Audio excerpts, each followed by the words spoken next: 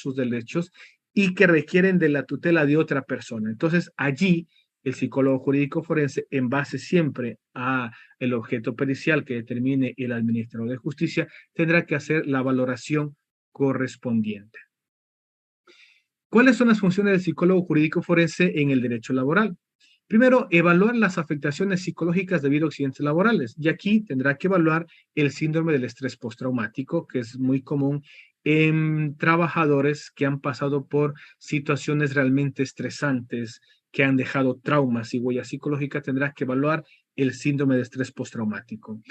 Si se trata de evaluar psicopatologías laborales, tendría que evaluar el psicólogo jurídico forense el síndrome del burnout, o también llamado como el síndrome del trabajador quemado, evaluar ansiedad y evaluar depresión. Si es el caso de evaluar situaciones de acoso laboral, también conocido como mobbing, tendría que establecer el perfil de la personalidad del presunto acosador, tendría que evaluar el daño psíquico causado en la víctima y valorar el riesgo al que se encuentra sometido la víctima.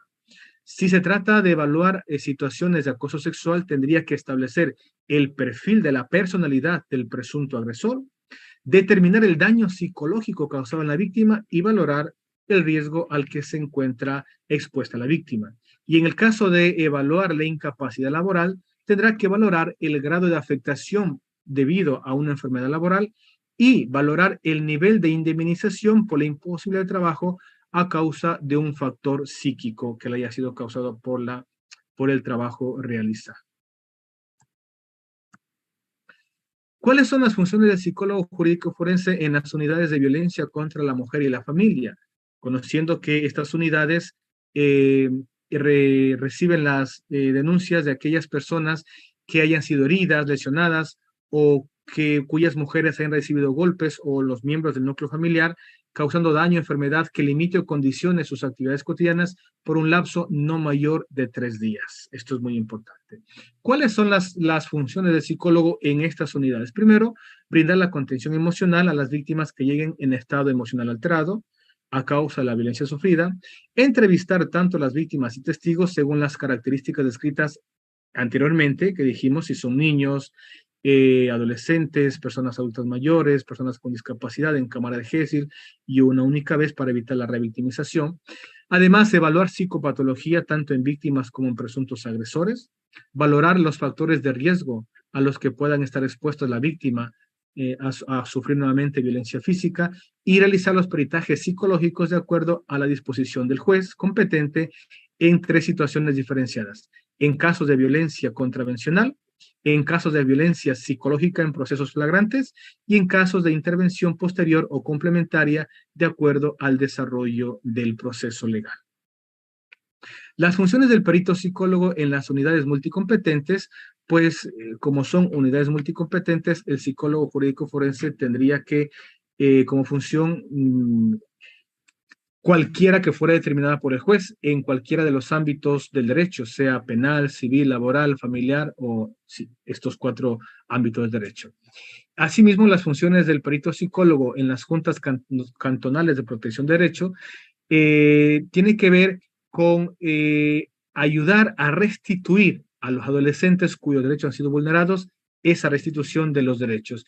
Y aquí hay que tener en cuenta que tanto en las unidades especiales del Consejo de la Judicatura como en las juntas cantonales hay una unidad especializada que está conformada por el psicólogo, el médico y la trabajadora social. Entonces, es un trabajo también interdisciplinario para poder llegar a realizar adecuadamente los peritajes para que así el juez, el administrador de justicia, pueda tomar una decisión acertada en la aplicación de la justicia.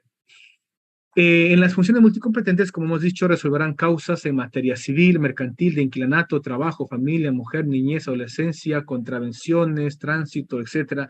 Y en las juntas cantonales, el psicólogo jurídico forense actúa en el equipo técnico realizando pericias psicológicas a niños, niñas y adolescentes cuyos derechos hayan sido vulnerados, así como a los presuntos agresores, con la finalidad de ayudar a los miembros de la Junta a tomar las mejores decisiones en la restitución de sus derechos. Por último, ¿cuáles serían las implicaciones y aplicaciones psicojurídicas del psicólogo jurídico forense. Primero, elaborar y planificar programas de prevención encaminados a ayudar a los grupos en riesgo de sufrir violencia y maltratadores mediante la promoción y socialización de dichos programas. Segundo, custodiar siempre el respeto de los derechos humanos y la salud mental de las personas. Actuar con honradez y rectitud para determinar la responsabilidad de la conducta humana de quienes atentan contra la integridad física y psicológica de las personas. En el contexto penal debe considerar a las víctimas no como pacientes necesitados de ayuda psicológica, sino como sujetos cuyos derechos hayan sido vulnerados. En el contexto de familia, debe considerar la dinámica familiar en su conjunto, buscando siempre el bien superior de los menores y determinando la responsabilidad real de la persona que altere el sano crecimiento y desarrollo de la familia. También asesorar y establecer estrategias dentro del proceso judicial que facilite el esclarecimiento de los hechos. Asimismo, actuar como mediador entre las autoridades judiciales y las personas inmersas en procesos legales que carecen de habilidades o capacidades de comprensión, como es el caso de niños o personas con discapacidad mental. Asesorar y colaborar en políticas de Estado orientadas a la creación de estrategias y leyes criminales y penitenciarias. Y por último, tener en consideración que su labor pericial sesgada puede estar sujeta también a procesos judiciales. Pues he tratado en esta ponencia a breves rasgos, quizás muy rápido, ahora conocer un poco cuáles son esas funciones que cumple el psicólogo jurídico forense dentro de los distintos ámbitos del derecho y sobre todo aquí en nuestro país. Muchísimas gracias, pues espero que la ponencia realmente haya sido de su agrado y realmente pueda servir para profundizar estos temas que son muy, muy interesantes y sobre todo que requieren del estudio y requieren sobre todo también de la especialización en estos temas. Como dije, una de las tareas pendientes que nos quedaría a los psicólogos jurídicos forenses sería elaborar, más que elaborar, adaptar instrumentos psicométricos que son utilizados en las pericias psicológicas a baremos ecuatorianos, baremarlos para ser utilizados con baremación ecuatoriana en nuestro país. Muchísimas gracias.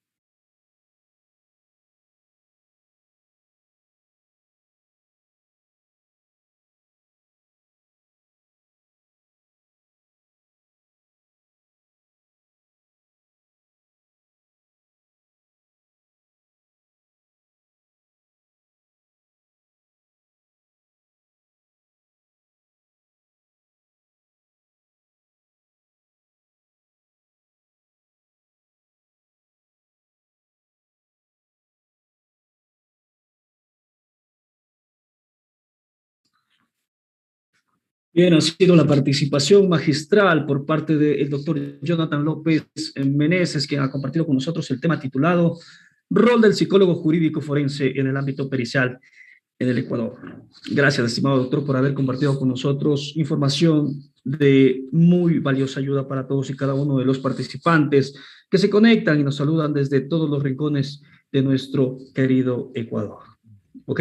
Es momento de continuar y para aquello vamos a dar paso a nuestra siguiente participante en el cuadro de panelistas, a nuestra siguiente experta, y es el momento de pasar al área de psicología y para ello vamos a recibir a la magíster Jenny Amanta Mexicano, especialista en psicología jurídica y forense, quien abordará el tema titulado Psicología penitenciaria, evaluación y tratamiento de delincuentes violentos. La magíster Jenny Amanta Mexicano es psicóloga clínica y magíster en psicología con mención en jurídica y forense. Además, ha sido docente en el Sindicato de Choferes Profesionales, psicóloga clínica en el Instituto Tecnológico Stanford, también ha sido psicóloga clínica en el Ministerio de Salud Pública del Ecuador, administradora técnica también en el Centro de Salud Tipo B en el Cantón Penipe de la provincia de Chimborazo. La magíster Jenny Amanta Mexicano nos presenta el tema titulado Psicología penitenciaria, evaluación y tratamiento de delincuentes violentos. Estimada Jenny, buenas noches, bienvenida, qué gusto volver a tenerla con nosotros en un evento de tan magna envergadura. Bienvenida, tiene usted 40 minutos. Adelante, por favor.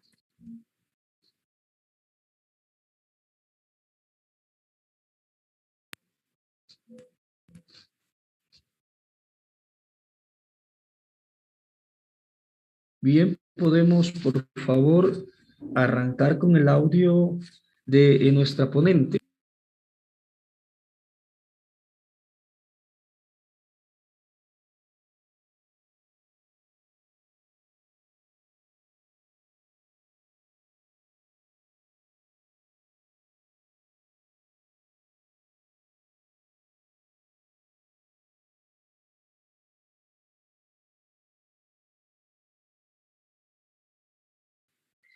¿Se escucha ahí, François? ¿Se escucha ahí?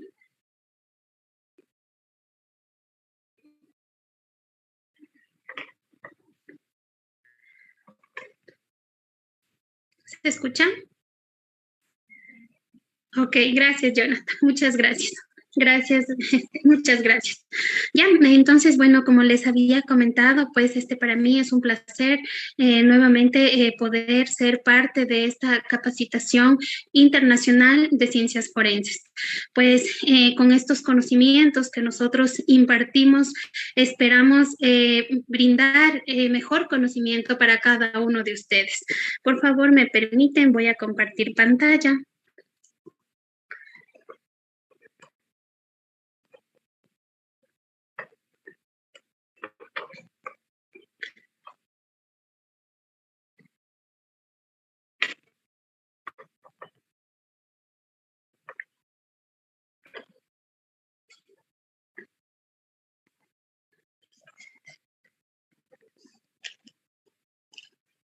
Ok, bueno, entonces el tema que en este momento nosotros vamos a tratar es acerca de psicología penitenciaria, evaluación, tratamiento de delincuentes violentos. Vamos a empezar justamente con las explicaciones al fenómeno de la delincuencia. Son numerosas las explicaciones que a la delictividad se han dado a lo largo de la historia. Y parece que aún hoy en día no se ha establecido un consenso para atribuir unas causas comunes a este fenómeno. Se puede establecer varias hipótesis explicativas de esta conducta criminal, atendiendo en sí a las bases psicológicas. Existen personas que ocasionarán o llevarán a cabo un crimen y estas personas se suele decir, ¿no?, que presentan algún tipo de desajuste psicopatológico o mental, lo que les va a conducir a desencadenar este tipo de conducta antisocial y anormal. La mayoría de los delitos cometidos son ocasionados por personas consideradas como normales, con conocimiento y entendimiento pleno de sus acciones. Que para analizar una conducta criminal ha de tenerse en cuenta principalmente la motivación, en este caso del autor que comete el crimen, independientemente de las psicopatologías. Van a existir varias teorías en este caso, ¿no?, en donde apuntan en primer lugar a una transmisión genética como base de la explicación de la conducta criminal. Se señala que los criminales son consecuencia de la constitución genética. Eso quiere decir que nace con este proceso antisocial. Otra de las teorías bioquímicas o neurológicas han tratado de responder a la causalidad de la conducta criminal debido al anormal funcionamiento neurofisiológico de las funciones que ejercen las vitaminas y los minerales, en este caso en los seres humanos. Posteriormente, el aprendizaje social se refirió a la conducta criminal en términos de aprendizaje diferencial, asegurando así que una conducta delictiva se reforzará y aparecerá con mayor probabilidad si el individuo se relaciona con personas con tendencia delincuente. Otra postura psicológica es una visión cognitiva, es decir, del pensamiento, según la cual existe una serie de procesos de razonamiento que en mente de los criminales están alterados y son causa principal del comportamiento criminal.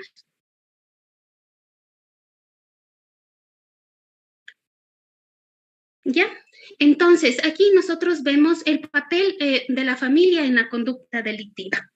La familia es uno de los pilares básicos en el desarrollo y el crecimiento de una persona. Constituye una parte importantísima en el ambiente psicológico del individuo. Es por ello que no podemos dejar de obviarla al hablar de esta conducta delictiva.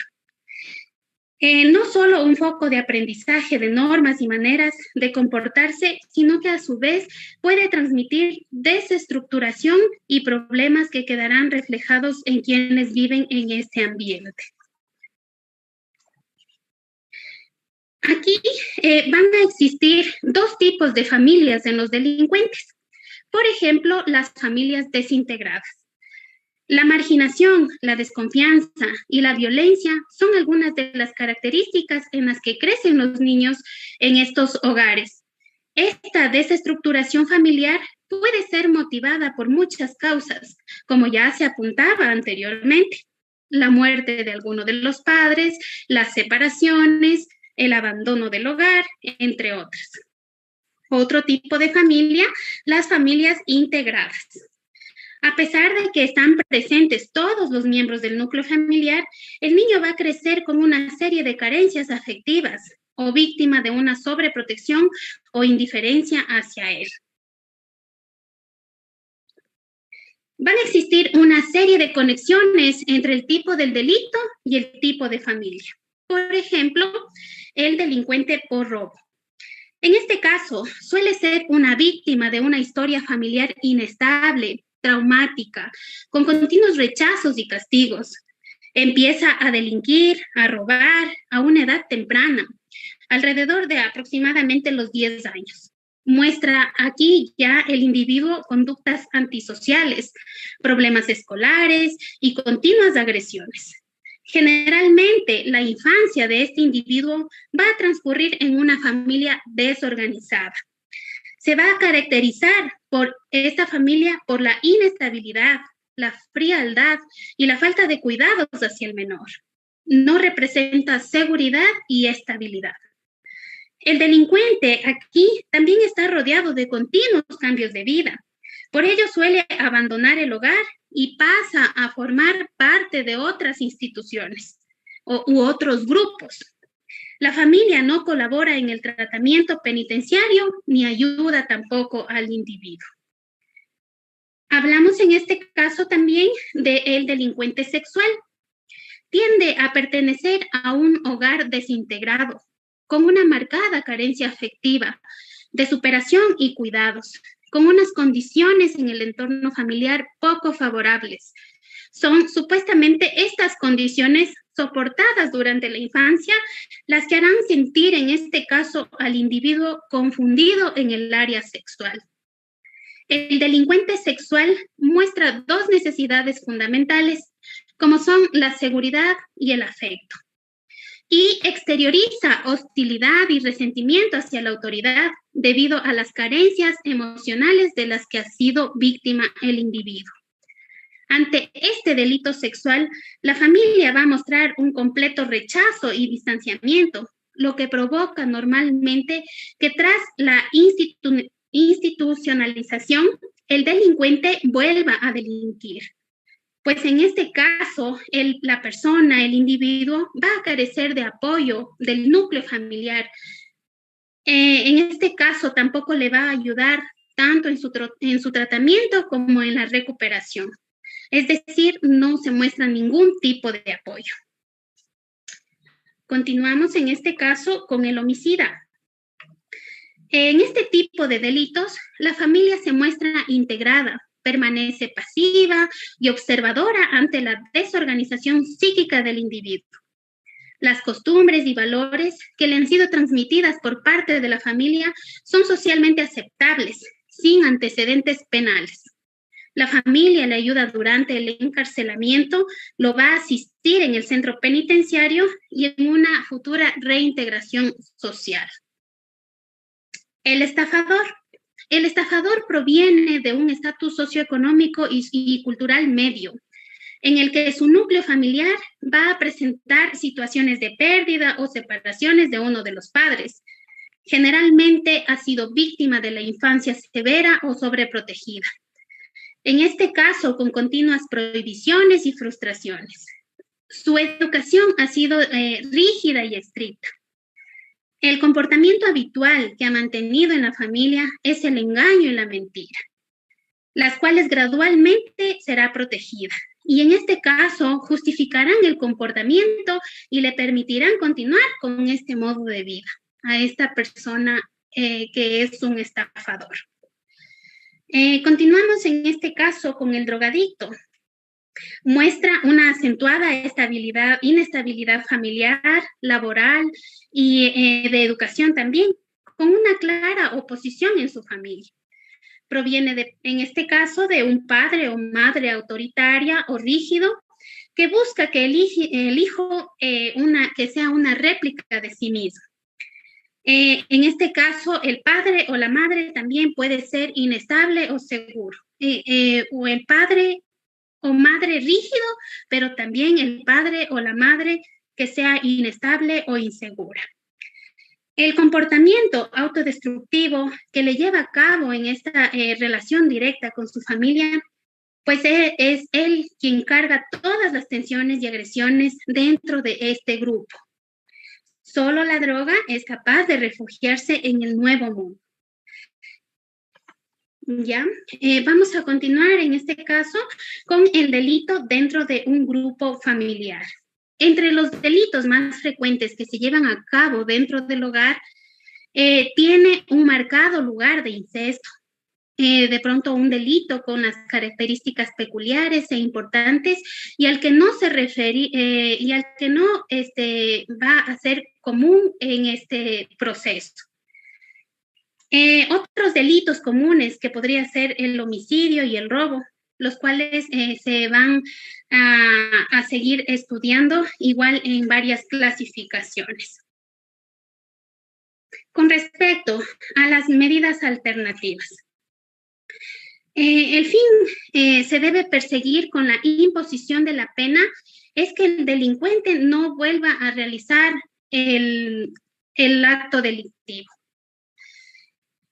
Cuando la pena es privativa de libertad, la orientación que ha de darse esta, tanto judicialmente como administrativamente, es la de reeducar y reinsertar socialmente al delincuente. Y ello, por mandato constitucional, va a ser contenido en uno de los artículos de la ley orgánica.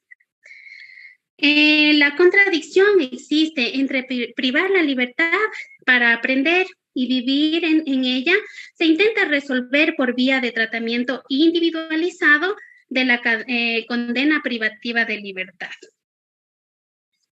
Con respecto a puntos, ¿no?, que se van a dar en este proceso de medidas alternativas, vamos a encontrar las medidas judiciales alternativas al internamiento de la prisión. En el Código Penal queda establecido a que debemos llamar penas privativas de la libertad, la prisión, el arresto de un fin de semana y la responsabilidad personal. Se amplían aquí varias formas sustitutivas de la ejecución de las penas privativas de la libertad, manteniéndose así la suspensión de la ejecución de la misma y la libertad condicional. En este caso también se introducirá nuevas fórmulas, la sustitución de la pena de prisión por el arresto de un fin de semana o multa, ¿sí?, o la sustitución del arresto del fin de semana por trabajos en beneficio de la comunidad. Con respecto a la suspensión de la ejecución de las penas privativas de la libertad, se encuentra en este proceso aquellos casos en el que el condenado respectivamente haya delinquido por primera vez, de pronto sea toxicómano o enfermo mental. En la ley quedará fijado el plazo de suspensión de la ejecución, siendo así el máximo, en todo caso, 5 años. ¿Ya? La suspensión de esta ejecución solo puede decretarse una vez firme la sentencia y se encuentra condicionada a que el beneficiario no vuelva a delinquir. Con respecto a la libertad de condición, solo puede decretarse una vez firme la sentencia. El beneficiario no vuelva a delinquir. Con respecto a la libertad condicional,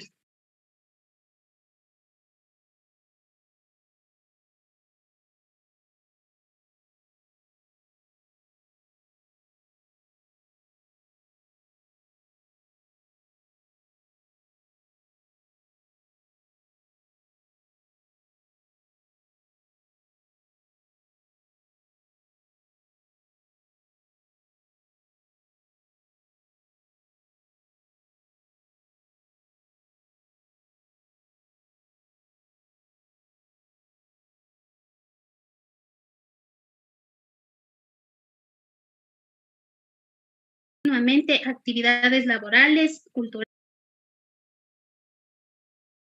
culturales y ocupacionales.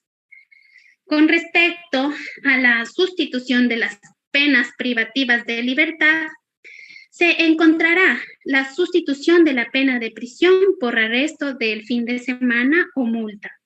En este caso, se va a establecer la posibilidad de una pena de prisión o tribunales sustituyan por el cumplimiento de arrestos de un fin de semana o multa, marcándose así como una precisión de regla de conversión. Esta medida conlleva en todo caso a la evitación del internamiento en prisión, ya que puede el individuo convertirse en un cumplimiento discontinuo de los arrestos. El cumplimiento subsidiario en prisión en caso del impago de la multa. En este mismo punto se encontrará también una sustitución de un arresto de fin de semana o trabajos en beneficio de la comunidad. Si la pena correspondiente al delito es impuesta al condenado fuese de arresto de un fin de semana, en este caso puede ser sustituida con una multa o trabajos en beneficio de la comunidad, sin que en este caso el penado se le puedan imponer condiciones ni que requiera su falta de habitualidad. Este requisito es lógico si la situación es a favor de los trabajos en beneficio de la comunidad, ¿sí? En este mismo punto de la sustitución de las penas privativas de la libertad, se encontrará la sustitución obligatoria de la pena de prisión, ¿sí? En el actual Código Penal se establecerá que la pena de prisión tendrá una duración de 6 meses aproximadamente. En consonancia con ello, se percibe la obligación para el juzgador de aplicar la sustitución regulada. En este caso, se aplicarán las reglas de determinación de la pena de prisión y que proceda a imponer una pena de prisión inferior a 6 meses. Continuamos aquí con las medidas administrativas alternativas al internamiento de la prisión. En esta fase de cumplimiento de las penas privativas de libertad, una vez que se ha producido el internamiento en un centro penitenciario, se continúa en este caso la actuación administrativa. ¿Qué es la actuación administrativa? Aquí se iniciará con la clasificación penitenciaria, tras la adecuada observación de cada persona penada, ¿sí? La clasificación penitenciaria en tercer grado de tratamiento debe conllevar el régimen abierto, regulándose así los distintos tipos de establecimientos donde se llevará a la práctica. Se determinan como establecimientos de régimen abiertos de los centros de inserción social. Las secciones abiertas dentro de un centro penitenciario es más amplio que las unidades dependientes. Con respecto a la función del psicólogo penitenciario, son muchas y muy diversas las funciones que nosotros psicólogos desarrollamos dentro de un ámbito penitenciario. No hay que obviar el lugar de trabajo de estos, que es una institución donde las personas van a pasar las 24 horas del día. Esto va a requerir la realización de múltiples actividades, el trabajo diario con los reclusos y en cierta medida el psicólogo penitenciario adquiere diversas especialidades de tipo psicológico para llevar a cabo este trabajo. En determinadas situaciones es necesario también tocar el campo de la psicología escolar o educativa. Para ello, se va a realizar tareas de educación y formación con los internos, a la vez que se ha de preocupar también por los momentos de ocio, de juegos, en este caso de los reclusos o internos. Dentro de esta psicología del trabajo y las organizaciones, se puede asignar los puestos de trabajo adecuados para cada individuo, así también como la selección de personal adecuado dentro de cada centro penitenciario. Por ejemplo, aquí podrán existir los profesores y los estudiantes, que serán las personas que están en la cárcel. Se ejerce también aquí el psicólogo deportivo, pues el cuidado físico es un tema de especial interés dentro del Centro Privativo de Libertad.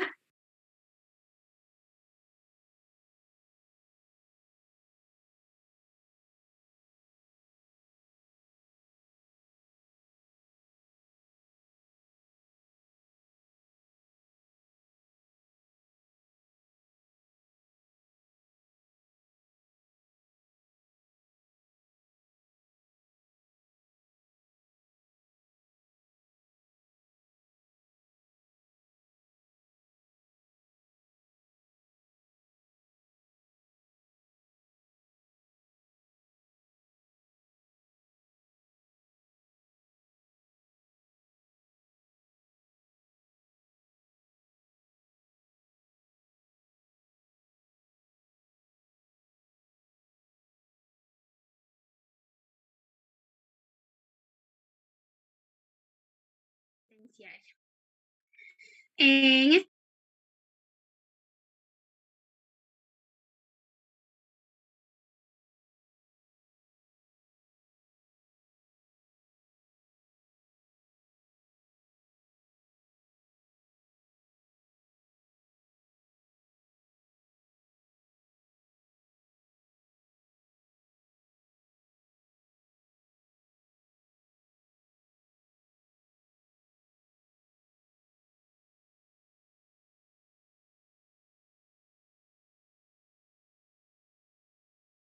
sociales, teóricamente relevantes en la vida delictiva del interno.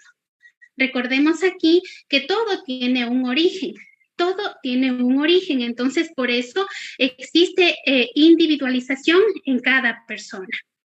Una de las ventajas con las que se cuenta, con la que cuenta, ¿no?, un psicólogo penitenciario cuando va a realizar tanto la evaluación como el tratamiento es la posibilidad de emplear y beneficiarse, en este caso, de la observación directa, ¿sí? Nosotros, como psicólogos clínicos, trabajamos mediante la observación, mediante la escucha. Entonces, eso es muy importante, la observación directa. Todas las conductas de los reos serán llevadas a cabo dentro de un centro penitenciario. Y así pues, todas estas podrán ser controladas y evaluadas en un tiempo real, si fuera necesario. ¿Sí? Con respecto en esta finalidad, ¿no?, de este proceso evaluativo, se va a tener la clasificación penitenciaria.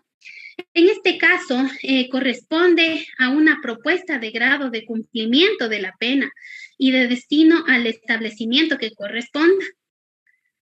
La programación también del tratamiento. Este va a ser el más adecuado para cada caso. La evaluación periódica del tratamiento y la revisión del grado penitenciario. Y aquí también el informe como pronóstico final para el otorgamiento de la libertad condicional. También es importante mencionar aquí que existen informes de personalidad, de conducta, en este caso solicitados por los tribunales, jueces, fiscales. Estos informes a la Junta de Régimen se van a aplicar a esta ley penitenciaria. En este caso, para la propuesta de permisos de la salida o para la posible suspensión o aplazamiento de una corrección disciplinaria.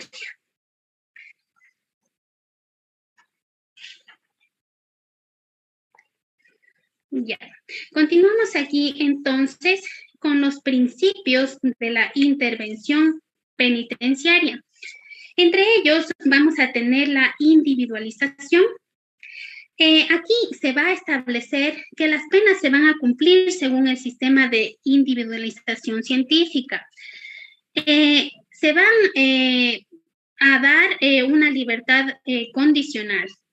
Este sistema de individualización se va a caracterizar por su flexibilidad y adaptación de la persona condenada. Así, este va a ser ubicado inicialmente en uno de estos 4 grados posibles, como por ejemplo, primero, o régimen cerrado, segundo, o régimen ordinario, tercero, o régimen abierto, y cuarto, o libertad condicional. Si bien aquí no van a existir mínimos de permanencia en cada grado, se va a poder observar cómo son más benévolos en la medida que se acercan a la libertad condicional. Con respecto a la observación directa del comportamiento del interno es una práctica básica en el sistema penitenciario. Por eso les decía que nosotros como psicólogos clínicos es importante trabajar directamente con el paciente, en este caso con el individuo, ya que nosotros observamos y también escuchamos.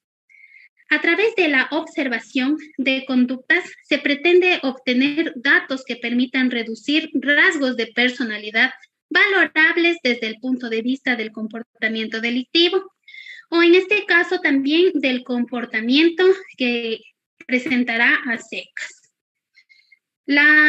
Esta observación en todas las situaciones, el interno va a tener relaciones con familiares, con amigos, con los internos mismos, relaciones como funcionarios en el cuidado personal, en el aseo, en el comportamiento durante la comida y en el trabajo, en la escuela, en las reuniones de grupo y cuando también actúa durante su tiempo libre. Miren ustedes la importancia de la observación. Con respecto a la clasificación, aquí se va a separar a los detenidos en razón de sus antecedentes o personalidad que van a poder ejercer una influencia negativa en sus compañeros de detención.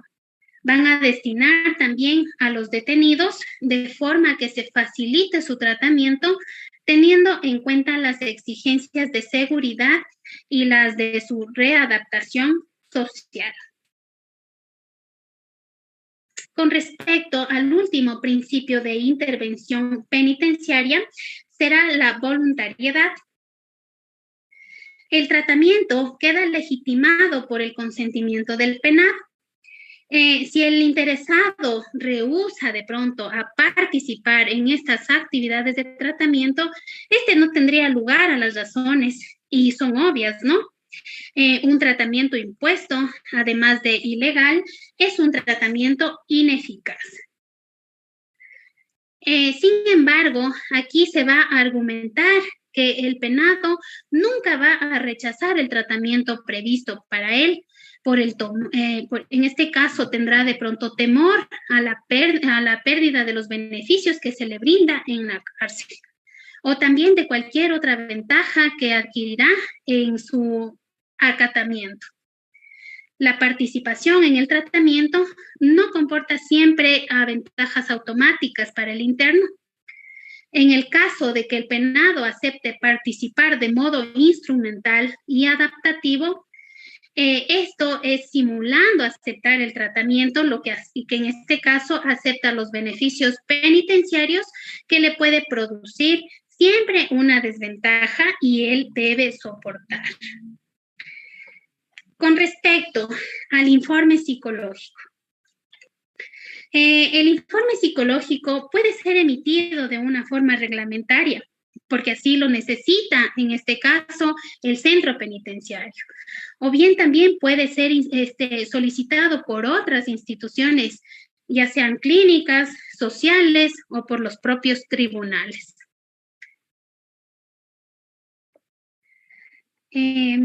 Entonces, en este tipo de informes es requerido dentro de una dinámica penitenciaria. Estos normalmente van a ser solicitados en el momento que llevan a cabo la clasificación penitenciaria. Aquí dependerá del grado, ¿sí? Ya sea primero, segundo o tercero, en el que el reo va a ser clasificado. Los informes de regresión de grado implican retrocesos terapéuticos y comportamentales.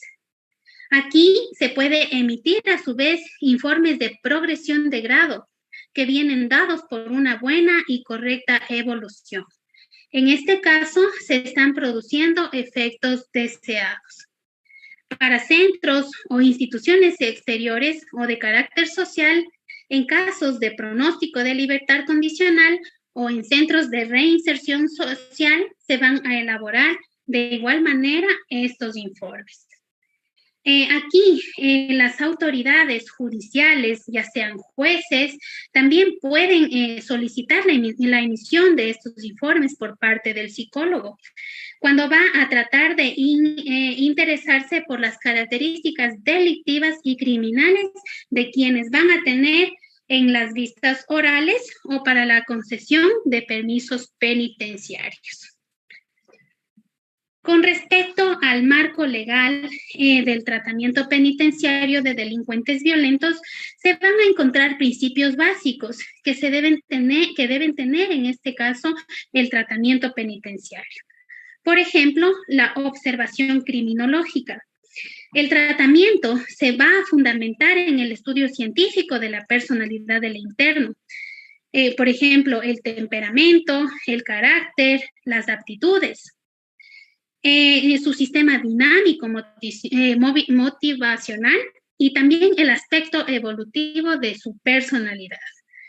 Con respecto al diagnóstico y pronóstico inicial, el tratamiento debe guardar una relación directa con el diagnóstico de personalidad y con un pronóstico inicial que ya se había realizado, ¿sí? Con respecto a la individualización, el tratamiento va a ser individualizado, como les decía, cada persona tiene un tratamiento, ¿sí? Y aquí se tendrán métodos o se aplicarán métodos médico-biológicos, psicológicos, psiquiátricos, pedagógicos y sociales en la relación de la personalidad del individuo. Con respecto a la complejidad, el tratamiento aquí debe exigir una integración de los distintos métodos utilizados en una dirección única en el marco del régimen adecuado. Con respecto al principio básico de programación, el tratamiento debe programarse y fijarse en el diseño general de ejecución de la intensidad de aplicación de cada método de tratamiento y la distribución de tareas concretas de los distintos profesionales. Finalmente, el dinamismo. En este caso, el tratamiento debe ser continuo y dinámico, así también como fluctuar en función de las incidencias de la evolución de la personalidad del interno durante el cumplimiento de la condena. Finalmente, se encontrarán aquí programas de intervención penitenciaria. Entre ellos se encontrará el problema de control de la agresión sexual. En este caso, se va a dirigir a las personas agresores o agresoras sexuales y que se estructura en 3 bloques. El manual del terapeuta para el interno y como sistema también de evaluación. En este acceso del programa se va a dar prioridad a los internos penados que ya cumplieron las 3/4 partes de la condena o que les queden menos de 4 años para el cumplimiento de la misma. Una vez que la persona se ha integrado en el programa, las salidas programadas, los permisos, el acceso y pase de régimen abierto quedarán enmarcados dentro de las diversas fases de intervención. En este caso, el programa se estructura de las siguientes áreas de intervención. Por ejemplo, evaluación y recogida de los datos biográficos, distorsiones cognitivas, mecanismos de defensa, conciencia emocional, empatía hacia la víctima, educación sexual, estilos de vida positivos y la prevención de recaídas. Con respecto al programa de violencia doméstica, aquí se va a dar a partir de un sistema estandarizado de evaluación mediante escalas y pruebas evaluativas. Durante este tratamiento se analizarán varios contenidos, en este caso, como por ejemplo el control de ira, causas y formas expresivas de ansiedad, consumo de alcohol y otras drogas con sus efectos, capacidades asertivas de comunicación social, técnicas de resolución de problemas, distorsiones cognitivas, en este caso las que van dirigidas hacia la mujer, ¿sí? Mejorar la autoestima personal, la sexualidad y la relación afectiva de la pareja y la prevención igual de recaídas. Finalmente, las técnicas de control y comportamiento agresivo. Uno de los objetivos fundamentales es lograr que el sujeto consiga un control sobre la ira y la consecuencia, en donde domine posteriormente su comportamiento social. Igual aquí tendremos varias técnicas como la comunicación interpersonal, la solución de problemas, un sistema de autorregistro y modificación de pensamientos, focalización atencional hacia el propio cuerpo y la realización de ejercicios de relajación. Es un placer haber contribuido con este tema, ¿no? Que espero haya sido... faltaría muchísimo para poder explicar, pero sin embargo ha sido un breve resumen de todo lo que se puede abarcar en este tema. Muchas gracias.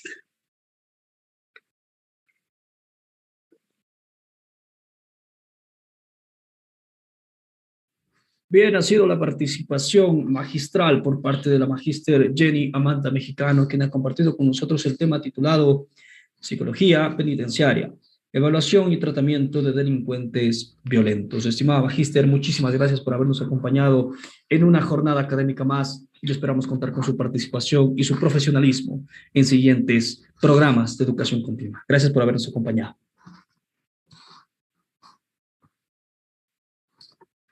Bien, nosotros continuamos, estimados participantes, en esta primera jornada del Congreso Internacional de Ciencias Forenses, Investigación de la Escena del Crimen. Les recordamos que el acceso es 100% gratuito a este programa. Sin embargo, usted puede optar también por la certificación universitaria 140 horas académicas con el aval de la Universidad Indoamérica a través de su centro de posgrados. Súper importante aquello. Además, usted podrá optar por certificaciones digitales y también por certificaciones físicas que contarán con la validación única, timbre dorado, emisión de especie y envío a todo el Ecuador continental a través de Tramaco Express y Servientrega a nuestros socios aliados.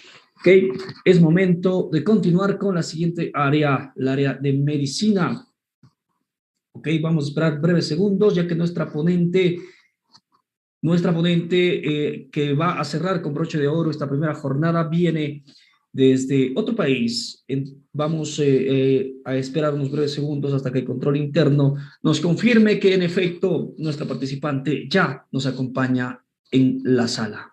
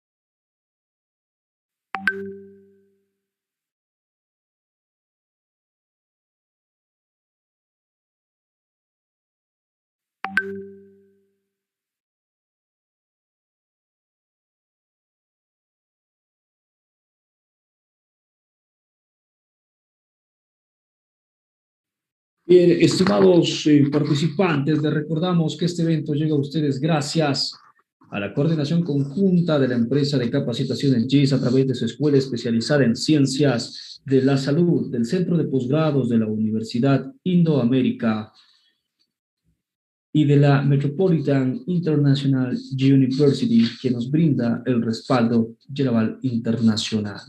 El primer Congreso Internacional Multidisciplinario de Ciencias Forenses con especialización en la investigación de la escena del crimen cuenta con 16 panelistas de alta trayectoria profesional.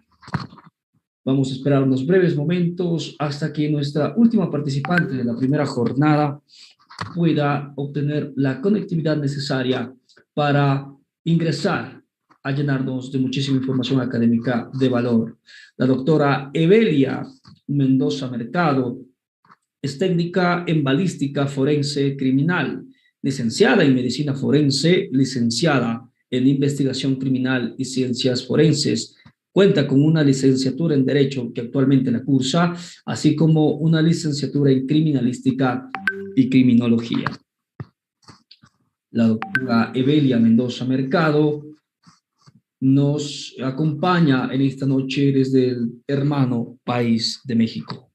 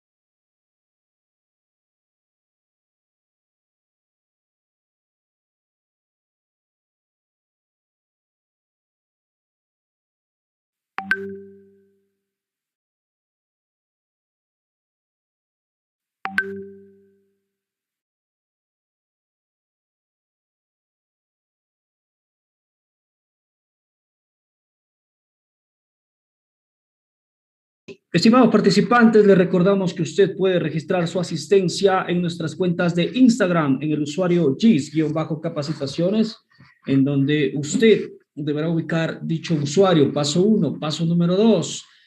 Podemos dar clic en el link de la biografía que se muestra en sus pantallas para finalmente darle clic al botón Asistencia a Congreso Ciencias Forenses y su asistencia quedará legalmente y debidamente registrada. ¿Ok? Lamentamos comunicar que tenemos un inconveniente con la participación de nuestra última ponente. Trataremos de reagendarla para que ustedes, estimados participantes, puedan aprovechar al máximo nuestro cuadro de panelistas en este congreso 100% gratuito.